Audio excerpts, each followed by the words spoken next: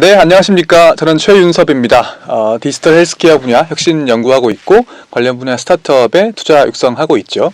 디지털 헬스케어 분야의 그 주요 인물들을 모셔가지고 인터뷰를 해보는 시리즈입니다. 지난번에는 에임메드의 김수진 본부장님 기억하실 테고요. 오늘은 보조 사회자로 나오셨고 잠깐 인사하시겠어요? 본부장님? 네, 간단하게. 네. 안녕하세요. 진행을 맡은 네, 길 가다가 우연히 갑자기 놀러 왔다가 끼게 된 김수진입니다. 네, 반갑습니다. 자세한 내용은 지난번 인터뷰를 참고하시면 될 것 같습니다. 그리고 오늘 주인공을 소개해 드리도록 하겠습니다. 오늘은 그 직함과 활동이 굉장히 다양하신 분인데요. 현재 직함은 그 웰트라는 회사에 이사로 계신 영어 이름이 편하신가요? 한글 이름이 편하신가요? 네. 영어 이름으로 더 많이 써가지고 그냥 데니라고 불러주시면 돼요. 데니 김주영 이사님을 모셨습니다. 네, 박수. 네. 데니. 간단하게 소개를 하시죠. 네. 네네. 웰트 주식회사에서 기업 개발 맡고 있는 데니입니다. 반갑습니다. 최윤섭 박사님 보통 이제 글과 영상들 통해서 많이 찾아뵙다가 또 이렇게 좋은 자리를 통해서 인사드리게 돼서 영광입니다. 아마 디지털 헬스케어 분야에 계신 분들은 많이들 아실 분이실 텐데 그래도 영상 보시는 분 중에는 처음 보시는 분도 계실 테니까 전반적인 소개부터 조금만 해드리는 걸로 하겠습니다. 근데 경력을 보면 제가 이게 CV를 받았는데 엄청 경력이 화려하시고 되게 다양하세요. 보스턴에서 약대 나오신 약사이시고요. 그리고 굉장히 다양한 활동들을 거치시고, 그리고 오늘 좀 중심적으로 말씀드릴 필팩이라고 하는 회사를 거치시고, 또 지난번에 저희가 잠깐 말씀 나눴던 그 페어 테라피틱스라고 하는 디지털 치료제 하는 회사 등을 거치셨고요. 작년에 귀국하신 거죠, 한국에는? 네, 4월 달에 코로나 찬스로 다시 귀국했습니다. 네, 작년에 한국으로 귀국하셔가지고 그 사운더블 헬스라고 하는 또 스타트업에 좀 계시다가 지금은 이제 웰트라고 하는 그 헬스케어 스타트업에 계신 거죠. 그래서 좀 이게 되게 다양하신데 제가 요청을 미리 드렸어요. 그 커리어 전반에서 본인의 커리어 전반에서 중요한 것들을 좀 요약을 몇 개 해주신다면 어떤 인생을 거쳐오셨나요? 저를 크게 이제 소개를 할 때 세 가지 키워드로 보통 소개를 하는데요. 첫 번째는 이제 Pharmacist by Training. 그래서 이제 약사라는 항상 타이틀을 저는 항상 앞에다 둡니다.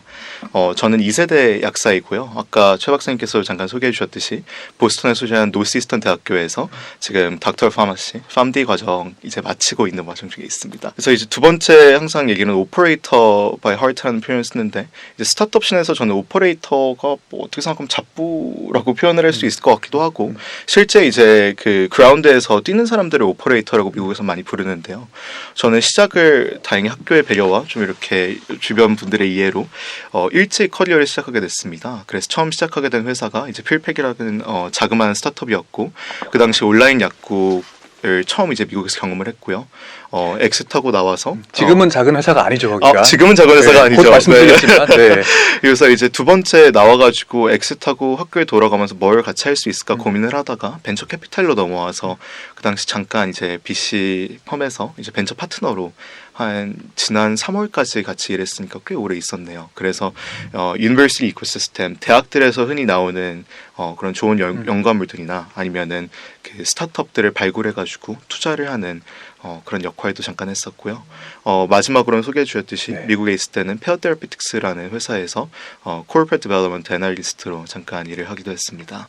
제가 아는 분들 중에서는 한국과 미국의 디지털 헬스케어 스타트업을 모두 경험하신 아주 드문 분 중에 한 분이신 것 같아요. 그래서 아마 오늘 더 이야기가 재미있어질 것 같습니다. 일단 필팩 얘기를 조금 해볼까요? 글로벌 디지털 헬스케어 마켓을 조금이라도 보신 분들은 필팩이라는 이름을 모르실 수가 없을 텐데요. 일단 전반적으로 소개를 조금 해주시겠어요? 뭐 하는 곳인가요, 필팩이? 저는 필팩 항상 소개할 때 Customer Centric Pharmacy라는 표현을 쓰는데 고객 중심의 약국이라고 이해하시면 될 것 같습니다.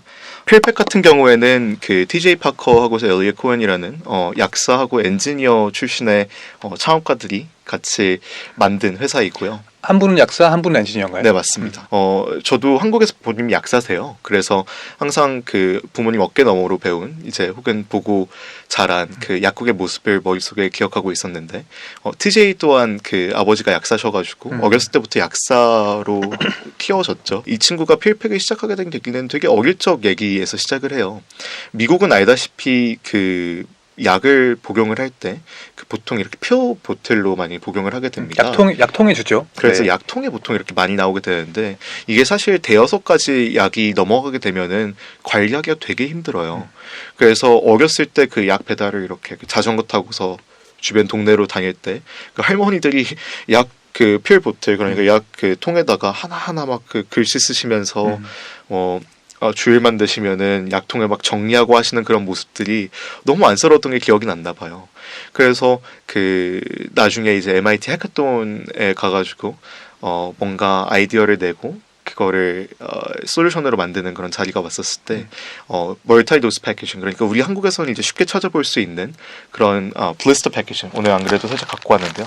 이렇게 여러 약들을 하나의 봉투에 이렇게 담아내는 그런 디자인을 참고를 해가지고 서비스를 시작하게 된 약국입니다. 그래서 처음에는 약 배송은 아니었군요. 이 개별 포장하는 회사였나요, 그러면? 개별 포장해서 배송하는 게 목적인 회사였죠. 네. 사실 필팩이 되게 재밌는 이유가 그거인 것 같기도 해요. 약 배송 그리고서 이렇게 사실 포장하는 것도 새로운 게 아니거든요. 미국에서도. 뭐 한국에서는 이미 너무 많이 보셨을 거고 배송은 물론 좀 다른 문제이긴 하지만요. 네. 그래서 미국에서도 이미 배송이 원활하게 어떻게 생각하면 이루어지고 있었고 패키징도 원활하게 이루어지고 있었는데 필팩에서 한 건 사실 이렇게 프론트엔드 이노베이션 그러니까 우리가 흔히 이렇게 가시적으로 볼 수 있는 그런 혁신들이 아니라 그 백단에서 백핸드에서 이루어지는 그런 혁신들이 더 큰 역할을 했다고 생각을 합니다. 그래서 필팩이라고 하는 회사를 한마디로 표현하면 뭐 하는 곳인가요? 약국에 가는 경험을 조금 더 행복하게 만드는 회사라고 생각을 이게 합니다. 되게 어려운 얘기인데요. 아이, 그런 거 말고. 더 직접적으로. 텐저블하게. 텐저블하게. 아니, 저는 그렇게 생각을 해요. 왜냐하면 그 delightful한 experience라는 표현을 우리가 되게 많이 쓰는데 네. 되게 아마존적인 표현이긴 하죠, 사실. 그러니까 왜냐하면 헬스케어 뭐 워낙 잘 아시겠지만은 아무도 좋아서 병원에 가거나 약국에 가는 사람들이 없습니다. 그래서 약국에 가면 환자들이 항상 좀 짜증나 있어요. 미국에서는 줄은 길고 또 약은 타야겠고. 또 막상 그 한참 기다려서 카운터 앞에까지 가보니까 약은 준비도 안 되어 있고 리필 제도가 있다 보니까 근데 그런 경험들을 갖다가 어떻게 하면 좀 쉽게 정리를 할 수 있을까 해서 필팩 맨 처음에 광고 보시면 되게 인투이티브해요. 그러니까 되게 직관적으로 딱 얘기를 하는데 막 이렇게 약통들 쫙 그 쌓아놓은 데스크 위에 있던 거를 약을 쫙 치우면서 자 이거 다 필요 없다. 아침, 점심, 저녁 약만 먹어라. 이렇게 딱 블리스터 패키징을 보여주고 더 직접적으로 얘기하면 약 배달하는 회사라고 하면 너무 간단하게 말씀드린 건가요? 보통은 그렇게 지나치- 제일 네. 하나의 워딩으로는 그렇게 제일 많이들 네. 알고 맞아요. 온라인 약국, 약 배송하는 어떻게 생각하면 업체라고 이해하실 수도 있을 것 같은데 네. 사실 그거로만 컸다고는 하기가 힘들죠. 왜냐하면 네. 약 배송이 아예 없었던 예를 들어 분야라면은 당연히 그거로 그 키워드를 갖고 소개를 하는 게 맞을 것 같은데 그 전에도 CBS나 월그린스 같은 데서는 약 배송을 하고 있었으니까요. 네. 그래서 이름이 필팩이니까 피를 팩하는 거잖아요. 그렇죠. 그래서 개별 포장을 이렇게 하는 게 일단 다른 약국에서는 하지 않던 건가요? 미국에서는 전혀 없던 건가요? 아니요, 꽤 하고 있었습니다. 월그린스 같은 경우에는 한 회사를 인수를 해가지고 2010년도 초반쯤에 그 이러한 사업 분야에 진출을 했었고요. 실패를 했습니다. 사실은 그 서비스가 뭐 크게 아마 핏을 못 찾아서 그랬을 수도 있겠죠. 월그린스가 미국에서 가장 큰 약국 체인 중에 하나입니다. 그 필팩의 좀 유니크한 포지셔닝을 살펴보자면 약국을 중심으로 보험회사와 얘기를 할 수 있고 의사들과 얘기를 할 수 있고 환자들과 얘기를 할 수 있는 거에 있어서 좀 그 플랫폼의 역할을 크게 하고 있는 것 같아요. 그 약물수가 5-6개가 넘어가면 의사 선생님이 한 분이 아니세요. 2-3분 정도 되시고 이 그 약을 타기 위해 가지고 이 병원에다가 하나하나 다 전화를 걸어야 됩니다. 우리하고 달리 그 병원에 갈 때마다 약을 타오는 게 아니라 한 번 가서 타면은 거기에 리필을 붙여서 주거든요. 그 대다수의 약물 같은 경우에는 따로 진료를 가지 않아도요. 그렇습니다. 그래서 이 리필을 그때 이렇게 약 떨어질 때쯤 원래 전화를 걸어가지고 요청을 하는 것도 환자의 사실 일이기도 하고 또 이게 약국에 제대로 들어갔는지를 확인하는 것도 환자의 일이고 이걸 보험사에 제대로 접수가 됐는지 확인하는 것도 환자의 일이고 정말 환자들이 머리가 아파요. 사실 약만 복용해도 정말 어려운데 그래서 이 모든 약간 머리에 그런 짊어지는 짐들을 갖다가 약국에서 대신 짊어주는 플랫폼을 만든 게 사실 필팩이라고 이해를 하셔도 좀 괜찮을 것 같다는 생각이 듭니다. 네. 네. 필팩이 유명해진 이유가 있죠. 저희 같은 한국에 있는 사람들이 알게 된 이유가 있잖아요. 그게 뭐였죠? 이제 아마존에 인수된 게 아마 가장 큰 이유였을 것 같아요. 네. 한화로 한 1조 원 정도의 인수가 됐었는데요. 아직도 되게 생생하게 기억나는 게 제 생일 한 3일 이후였나? 그랬던 것 같은데 침대에서 막 떨어지면서 무슨 이메일을 하나 받았는데 그게 보니까 이제 아침에 이제 뉴스가 나갈 거고 우리가 이제 아마존에 인수가 된다라는 소식이었고요. 너무 행복했죠, 사실은. 지금은 아마존이 헬스케어 분야에 굉장히 다양한 움직임을 보여주고 있고, 특히 작년 그 코로나 이후에 이제 제프 베조스가 엄청 이 분야에 관심 생기면서 되게 다양한 일을 하고 있는데, 사실은 필팩을 인수한 게 거의 첫 무브먼트 아니었나요? 거의 대외적으로 보셨을 땐 그럴 것 같습니다. 네. 또 사실 주식 시장이 그렇게까지 반응을 할 거라고 예상을 저는 사실 못했거든요. 그때 반응했었나요? 엄청나게 반응을 했죠. 네. 근데 제가 기억하기로 날아간 돈만 해도 꽤 몇 조 될 겁니다. 그러니까 아마존이 헬스케어의 시장에 들어간다. 그러니까 다른 경쟁사들 막 주식 떨어지고 이런 맞습니다. 거죠. CBS, 월그린스, 아까 방금 학장 얘기하셨던 미국 대형 이제 약국 체인들 주식들이 많이 떨어졌죠. 필팩과 비슷한 스타트업들이 꽤 많이 있었거든요. 네네. 그 당시의 미국에서도. 근데 아마존이 필팩을 고른 이유는 뭔가요? 어떤 점이 특별하기에 필팩을 골랐나요? 아까 앞서서도 잠깐 얘기했던 delightful experience와 customer centric한 그런 이제 밸류들을 최앞단에다가 내세웠거든요. 시간이 많이 지났으니까 말씀을 드리자면은 그 당시에 이제 같이 얘기를 나누고 있던 업체 중에 하나가 월마트라고 이제 미국의 큰 업체죠. 거기였는데 월마트에 인수를 당할 수도 있었던 거예요, 필팩이? 네, 그렇죠. 지금 이제 와서 얘기를 할 수 있겠지만은 네. 저희 채널에서만 들을 수 있는 얘기입니다. 네. 아, 그렇군요. 네. 네, 나중에 확인해보고 이건 지워야 되면 말씀을 드리겠습니다. 네. 조금 더 이제 이해가 되셨을 거예요. 월마트, 아마존 되게 좀 다른 가치를 지향하는 회사라고 생각을 합니다. 둘 다 매우 좋아하는 회사이고요, 저는. 근데 사실 아마존 같은 경우에 실제 인수 당일이었나 이길이었나 그때 아마존 이사들이 이제 저희 본사로 와가지고 한참 이렇게 얘기를 나눴던 기억이 있어요. 이제 축하한다 서로 이제 얘기를 하면서 왜 근데 필팩이었나에 관해서 좀 얘기를 나누신 분들이 있었는데 저는 아직까지도 아마존을 이사님들이 얘기하셨던 말씀이 기억이 나요.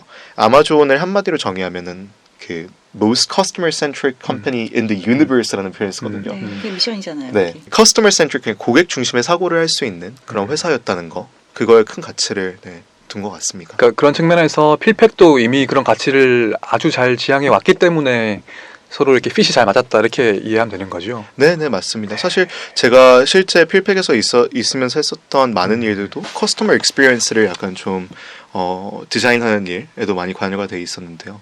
그 얘기를 나누고 또 executive 팀들이 그렇게 뭐 OKR이나 KPI로 이렇게 걸어놓는 거를 보면은 얼마나 고객 중심의 사고를 혹은 그런 익스피리언스를 디자인하려고 했는지에 대해서 좀 엿볼 수 있어서 사실 막연해요. 고객 중심이다. 그럼 모든 회사가 다 고객 중심이지 뭐. 맞아요. 이게 고객 중심이라는 게 정말 이제 자기네 핵심 스프릿이라고 하는 거가 실제 실무에는 네네. 어떤 식으로 반영이 되고 진짜 이게 어떤 차이를 보이는지 좀 예를 좀 들어줄 수 있어요. 저는 들어갔을 때 좀 사실 선입견을 좀 갖고 들어갔어요. 필팩에 대해서. 온라인 약국에 대해서 그랬겠죠.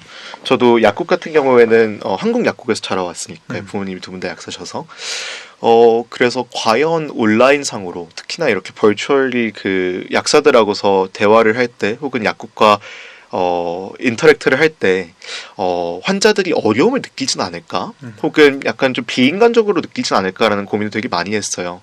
근데 일례를 들어드리자면은 환자들이랑 저는 30-40분 얘기했던 경험들이 되게 많습니다. 그러니까 보통 미국 약국들에서도 뭐 3분 진료 같이 정말 딱 약 주고 약 받고 그냥 가는 경우가 많거든요. 너무 좋았던 게 제가 학생 약사로 일하면서도 어떤 문제가 있잖아요. 그러면은 환자한테 전화를 안 끊고 그냥 계속 거기에서 다 어떠한 뭐 문제가 있으신지 뭐 예를 들어 저녁에 스테틴 약을 먹고 계신데 복용하고 계신데 고지혈증 약입니다. 네. 아침에 뭐 이 약을 좀 복용하고 싶다. 뭐 가능하겠냐? 그러면은 뭐 가능한지 한번 알아보겠다 하고서 이제 그 자리에서 정말 다 트러블 슈팅 할 수 있고 그런 부분들에 있어서 지원을 아끼지를 않았어요. 보통 뭐 5분 안에 끝내야 된다 전화는. 지금 큐에 지금 전화들 쌓여 있는데 그게 필팩의 말입니다. 거죠? 네. 필팩에서만 가능했던 걸 말씀하신 맞습니다. 거죠. 네. 맞습니다. 방금 말씀하신 거는 복약 지도 같은 것들을 뭐 온라인이나 전화 같은 걸로 하셨다는 말씀이신 건가요? 네, 맞습니다. 네. 사실 작년 이제 하반기 11월 정도였나요? 이제 아마존 파마시라고 됐어요. 이제 아마존에서 온라인 약국을 하고 약 배송도 하겠다고 발표했는데 그게 전부 필팩에서 사실 온 거잖아요. 거의 모든 것들이. 네네. 그때 인수됐을 때 당시에 필팩하고 아마존 파마시로 됐을 때 어떤 차이가 있다고 보시나요?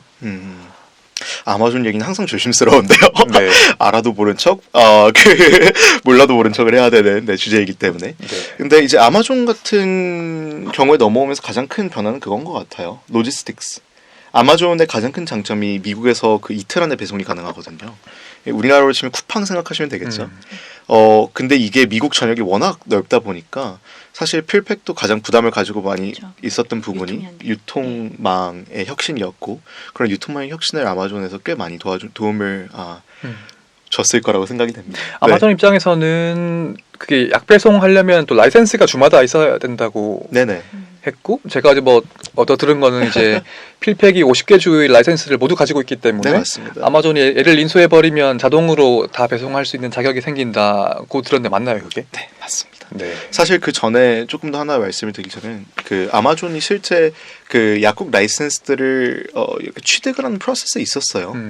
근데 이게 몇 주 하다 보니까 이게 좀 힘에 부치는지 아니면은 굳이 이렇게 할 필요가 있을까라는 생각이 들었을 수도 있죠. 근데 아마존급이면 50개 주 그냥 하는 거 껌이지 않나요? 그냥 하면 되는 거 아닌가요? 근데 아마존이 저는 그게 대단하다고 생각합니다. 딱 자기네들이 잘할 분야를 알고 협업하면 더 잘할 분야를 아는 것 같아요. 네. 한국 같으면 대기업이 야 이거 뭘 인수를 해? 너네가 해 이렇게 그 필팩 입장에서는 뭐 이틀 배송이라고 하는 거를 할 수 있게 됐고 아마존은 50개 주에서 다 배송할 수 있는 핏이 맞게 된 거죠, 그러니까. 그렇죠. 그리고서 조금 더 뭐 여담으로 말씀을 드리자면은 아마존 같은 경우에는 멤버십 서비스입니다. 자기 아마존 프라임이라는 멤버십이 있어요. 근데 이제 프라임 멤버십 고객층들이 보통 저희 같은 사람들입니다. 저는 보면은. 프라임이었습니다. 네. 그래서 보통 보면 디지털 네이티브하고 그러니까 전혀 그 테크놀로지를 쓰는데 어려움이 없는 분들. 아마존이 또 그 전에 필팩 전에 인수했던 회사가 하나 있는데요. 업체라고 부르는 게 맞으려나요? 홀푸즈라고 하는 큰 이제 식료품 기업입니다. 홀푸즈가 보면은 우리나라 유기농 그 이제 식료품들을 취급하는 회사인데요. 비싸요, 거기가. 비싸요. 가면은 되게 부유한 이제 좀 층에 또 나이도 좀 지긋하게 이제 있으신 분들이 많이 다니세요. 아마존이 거기를 인수를 했습니다. 그래서 프라임 멤버십이 있으면은 예를 들어 홀푸즈에 갔을 때 좀 할인을 받을 수도 있게. 실제 약국이 식료품점 안에 들어갔을 때 이 매출이 둘 다 상승을 합니다. 약국 매출도 상승을 하고요. 식료품점 매출도 상승을 합니다. 미국 같은 경우가 지역 특성상 아무래도 그 한 가지 일만 처리하러 이렇게 30분 가기가 좀 어려운 동네다 보니까 그 여러 가지 일을 한꺼번에 처리할 수 있는 그런 센터들을 구축하는 게 되게 핵심이라 생각하고 있거든요. 네. 근데 조금 더 살펴보자면 아까 고객층 얘기를 잠깐 했는데 그 아마존 입장에서는 필팩의 고객층을 확보할 수 있는 큰 전략이었을 수도 있죠. 필팩의 아까 앞서 소개드렸듯이 고객층은 조금 더 나이가 있는 여러 질병들을 갖고 있는 환자분들이 대부분입니다. 그러다 보니까 아마존 멤버십이 갖고 있지 않던 그 커스터머 타겟들을 추가로 어떻게 생각하면 확보할 수 있는 홀푸즈에 이어가지고 그 노령 인구를 확보할 수 있는 그러한 전략이라고 볼 수도 있겠죠. 요즘에 많이들 말씀하시는 게 아마존이 왜 헬스케어를 하려고 하느냐. 아마존이 결국에 원하는 거는 그 아마존 프라임 멤버십을 더 많이 늘리는 건데, 근데 이제 지금 프라임 멤버십의 그 나이대를 보게 되면은 주로 젊은 분들이고, 뭐 약 배송이나 헬스케어 이런 걸 하게 되면은 약간 고령층 노인들이 아마존 프라임에 새롭게 가입을 많이 시킬 수 있을 테니까 결과적으로 헬스케어 서비스를 해주면서 돈은 아마존 프라임으로 벌겠다, 뭐 이런 얘기를 많이 하거든요. 네. 고객의 어떤 그 베이스를 확장하겠다고 하는 게 아마존의 큰 그림이라고 많이들 얘기를 하시죠. 네. 아직도 좀 이렇게 디지털 접근성이 떨어져서 미국은 뭐 이렇게 좀 시니어들은 아직도 그냥 큰 마트에 가서 카트 끌고 직접 사오고 아마존 이런 온라인 배송 아직 익숙치 않고 아직 그런 분위기인 거죠. 정말 좋은 포인트신 게 사실 이 똑같은 포인트가 저희 필팩 맨 처음에 인프라 셋업할 때도 큰 그 어떻게 생각하면 걸림돌 중에 하나였습니다.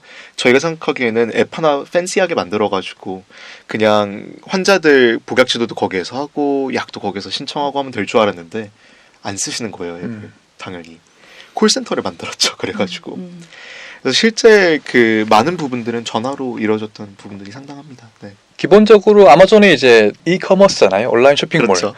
저는 사실 미국의 의료 시스템을 잘 모르지만 한국엔 약값이 다 똑같잖아요. 어느 병원에 가든지 간에, 아니 어느 약국에 가든지 간에. 미국은 처방전 받아가지고 내가 CVS에 가거나 아니면 월그린즈에 가거나 하면 약값이 다르잖아요. 네네, 맞습니다. 근데 그게 환자는 가보기 전에 모르는 거고, 그러니까 이제 지금 아마존이 얘기하는 게 아마존에 검색하면 최저가로 주겠다. 특히 프라임 멤버십 있으면 더 그 20%인가 할인해주게 되고 거기서 주문하면은 이제 제가 이해하기로는 필패기 시스템 이용해서 약 배송해주고 뭐 그런 식으로 제가 이해를 하고 있거든요. 네네. 네. 맞나요? 맞습니다. 이게 미국 시스템이 워낙 그 많이 망가져 있다 보니까 그 아까 얘기하셨던 그런 약 프라이스가 진짜 다 달라요. 가면은. 그래서 그런 거만 또 비교해주는 사이트, 우리나라 치면 약간 다나와닷컴 같은 네. 약간 그런 사이트가 굿RX라고 하는 이제 그런 플랫폼이 하나 있는데 그것만 해도 기업 가치가 막 몇 조일 정도로. 굿RX도 상장사입니다. 네. 그러한 재밌는 솔루션들이 많이 있죠. 실제 네. 저희 필팩에서도 그런 솔루션들을 많이 이용을 했습니다. 네.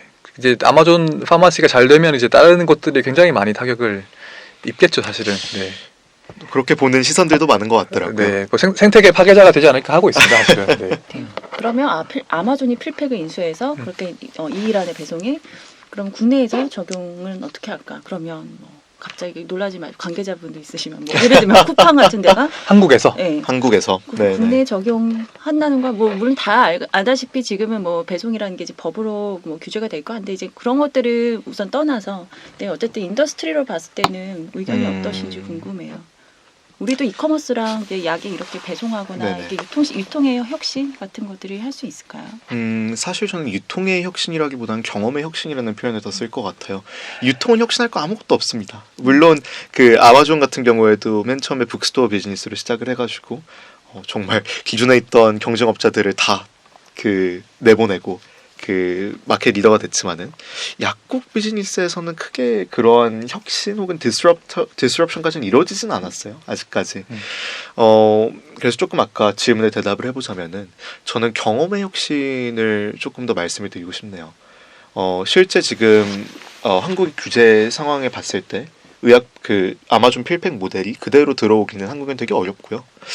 하지만 우리가 여기에서 본받을 점이 있다고 한다면은 어떻게 약국에 좀 더 가서 환자들이 실제 경험하는 그러한 커스터머 전이를 갖다가 표방을 해서 더 딜라이트풀한 익스피리언스를 만들 수가 있을까에 대한 내용에 대해서 좀 고민을 해볼 수가 있을 것 같다는 생각이 듭니다. 저는 네. 조금 더 직접적인 질문을 드리고 싶은데요. 사실 여기 있어요, 지금 제가 갖고 온 네네. 것도.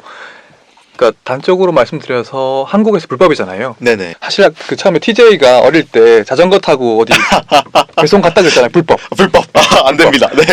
그래서 이게 보면 사실 약 배송이 불법인 국가들이 꽤 있어요. 뭐 일본도 원래 불법이고요. 그게 약사로서 미국의 이 의약품 배송 업계의 대표적인 회사인 필팩에서 일하신 경험으로 봤을 때 한국의 이런 규제에 대해 가지고 어떻게 보시는지가 좀 궁금하거든요. 사실 보면 한국에서 약업계에서 그 반대하시는 이유가 예를 들면 배송 과정에서 뭔가 문제가 있을 수도 있다. 아니면 그 뭐 복약 지도 같은 것들이 부족할 수도 있다. 그 등등의 이유들이 있잖아요. 근데 네네. 그런 것들이 되게 타당한 이유임에도 불구하고 필팩은 그걸 잘 하고 있단 말이죠. 이제 아마존은 더 큰 스케일로 그걸 할 테고. 아까 앞서 잠깐 제 소개를 드릴 때 마지막으로 까먹은 키워드가 있는데 인베스터입니다. 그래서 BC에서 일을 하면서 엔젤 인베스팅도 하고 있고 실제 여러 사업 모델을 검토를 하거나 이렇게 크로스 보더 그러니까 실제 국경을 넘나드는 이런 BM들에 대해 생각을 할 때 조금 투자자의 관점에서 보기도 하는데요. 저는 그 오퍼레이터의 지금 입장을 물어보신 거고 오히려 인베스터의 답변을 드리고 싶어요. 이게 사업 모델이 될까라는 생각을 합니다. 한국에서는. 크게 필요가 없다고 생각이 되기도 했어요. 약국의 접근성이 꽤 뛰어납니다. 한국 같은 경우에는. 그래서 아마존 모델을 그대로 들여오자는 얘기는 사업적인 측면에서 한번 일단 검토를 해봐야 겠다는 생각이 들고요. 조금 더 질문에 대답을 해가지고 어떻게 하면 안정성이나 세이프티에 그러니까 관련된 얘기를 논의할 수 있을까에 관한 질문은 필팩도 그거를 백단에서 많이 연구를 하고 그 DUR을 비롯한 약 검사를 5번 정도를 걸쳐요. 뭔 말이냐면은 약이 맨 처음에 데이터 엔트리가 될 때부터 약이 나가기까지 한 5명의 약사 정도를 걸쳐가지고 안정성이나 아니면은 다른 약들이나 뭐 상호작용은 없는지 이런 것들에 대한 검수를 거칩니다. 그래서 그런 이제 그 시스템이 갖춰질 수 있다면은 그런 고려해볼 만하겠죠.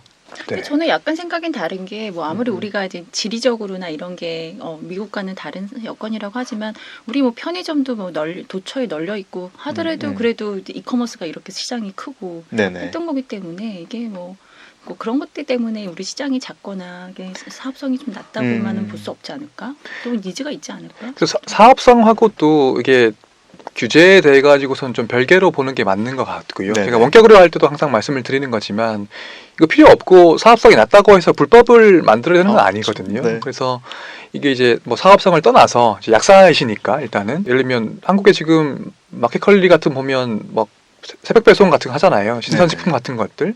그래서 뭐 예를 들면 소고기 같은 것들을 뭐 밤에 주문하면 아침에 잘 오는데 이게 의약품은 더 어려울까 그거보다? 그러면 우리가 이걸 규제로 하는 타당한 이유가 있을까? 하는 것들을 이제 그 의구심을 조금 가지는 거죠.